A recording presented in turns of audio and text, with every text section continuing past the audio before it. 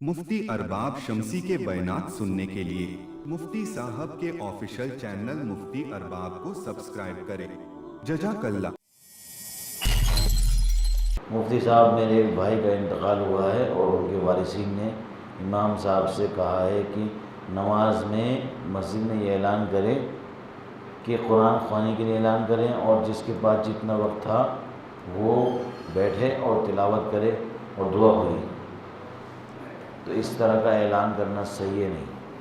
देखिए, ये बात मैं बार बार कह चुका कि कुरान ख़वानी से और इसी तरह से अगर आप देगे बंटवाते हैं या सब चीज़ें करवाते हैं और आपको लगता है कि इससे आपके मरहूम को सवाब बहुत पहुंच जाएगा, यानी कि आप समझिए बहुत चीज़ें पहुंचा सकते हैं, तो ये आपकी कम फहमी की बात है। मेरा मिसाल के तौर पर मैं अगर वारिस हूँ किसी का या आप किसी के अगर वारिस हैं, तो जो आप पढ़ेंगे, जिस दर से आप पढ़ेंगे, जो सवाब आप पहुँचाएँगे, उसका सवाब बराबर नहीं हो सकता कुरान ख़वानी के या देवों के। ठीक है, एक आध बार करा लेकिन इसको रस्म बनाना और कुरान ख़वानी नहीं होगी तो नहीं होगा, और इसी तरह अगर देगे नहीं पकनी तो काम ही नहीं होगा। क्या हमारे यहाँ का एक बहुत सारे इस पर फिर किसी मौके से बातचीत होगी, लेकिन इशारा दे देता हूँ, ये कौन सा सिस्टम है कि पहले कुर्बानी पहले जनाजा पढ़ें, जनाजा पढ़ के दफन करें और दफन करने के बाद घर पे आएँ और उसी दिन ही कोरमे खाए जाएँ। ये कौन सा भाई सिस्टम है?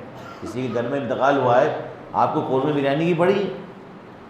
खुद सोचिए आप कि घर में किसी की कोई मर जाए बेचारा और आप उसके घर में उसी दिन कोरमा या बिरयानी खा रहे हैं। अक्सर जहाँ पे मौतें होती हैं वहाँ पर क्या खा रहे हैं भाई? कोरमे चल रहे हैं। या आप सोचिए कि आप अगर जो बेचारा मैयत ज़िंदा होती, वो कहते हैं मेरे मरने पे लोग कोरमे खाने होता। ये बात अकल में आ रही है? नहीं, ये बात अकल में नहीं समझ में आती ना, कि जिस दिन इंतकाल हो उसी दिन कोरमे खाए जा रहे हैं। भाई और भी चीज़ें हैं, और भी चीज़ें बन सकती हैं। पूरा एक देगी की वानी है भाई। अगर कुछ लोग अगर इतनी मोहब्बत करते हैं तो दो दो हंडियाँ ले आए अपने घर से पका के। अगर बोले हम क्या चाहते हैं कि भाई मैयत के घर में हम चूल्हा नहीं जलाना चाह रहे उस दिन, ये भी ज़रूरी नहीं है कि मैयत के घर में चूल्हा ना जले उस दिन, ये भी कई बेकार की बात है। ये कहीं से कहीं से साबित नहीं है कि उस दिन मैयत के घर में चूल्हा ना जले।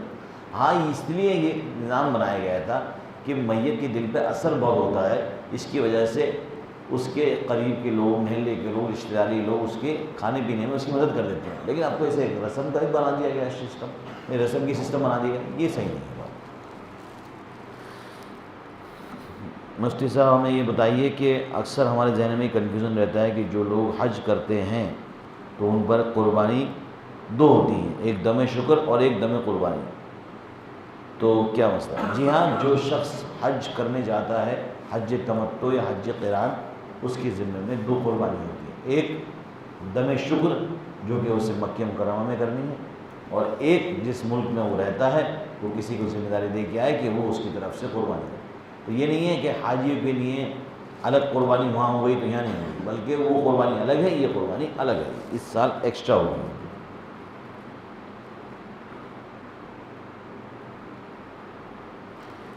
मुफ्ती साहब, मेरे 4 बेटे हैं और वो 2 कमाते हैं और 2 नहीं कमाते, तो कुर्बानी किस पर वाजिब होगी? इसका जवाब सही है, जिसके पास 52.5 तोला चांदी की मालियत के बराबर माल है, सारे खर्चे निकाल निकूल के, कर्ज़े माइनस करके, तो उस पर कुर्बानी वाजिब है, चाहे कमाई कितना कम कमाए ज़्यादा कमाए। क्या नफली रोज़ों के साथ ज़ी क़ादा की जो हम रोज़े रखते हैं, शव्वाल के रोज़े होते हैं, उसमें हम रमज़ानी क़ज़ा की नियत कर सकते हैं?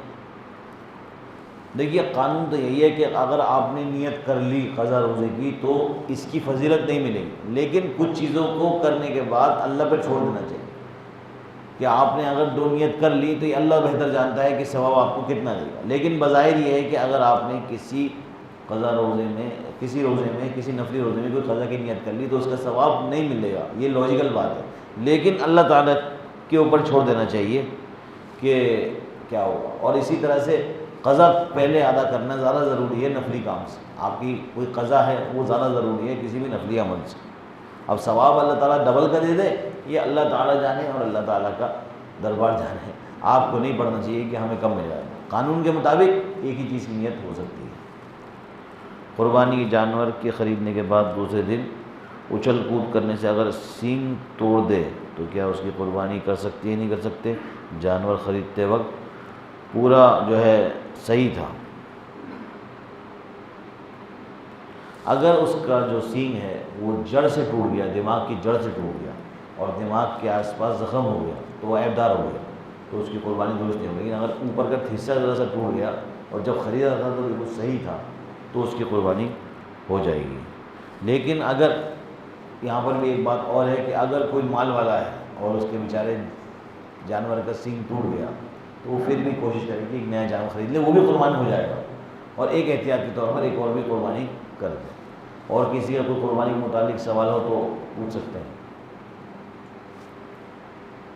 اللہ تعالیٰ ہم سب کو جی کس میں نہیں، صرف سجدہ کر لے کافی ہے، سلام پھیرنا ضروری نہیں ہے۔ بچے اگر بچے بھی مطلب بچوں ہاں یہ بھی بہت امپورٹنٹ مسئلہ ہے، اچھا ہوا یاد دلا دیا۔ بہت سے لوگ یہ سوال کرتے ہیں کہ نابالغ بچے کی قربانی کا کیا حکم ہے؟ تو نابالغ بچے کی جو قربانی ہے وہ یہ حکم ہے اس کا کہ جب تک شخص بالغ نہیں ہوتا اس پر اس کی قربانی واجب نہیں ہوتی۔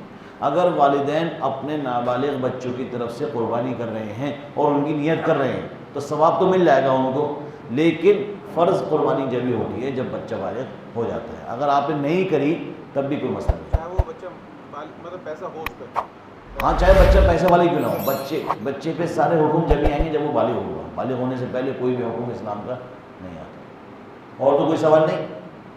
اللہ تعالیٰ ہم سب کو کہنے سننے کا توفیق عنایت فرمائے۔ اذان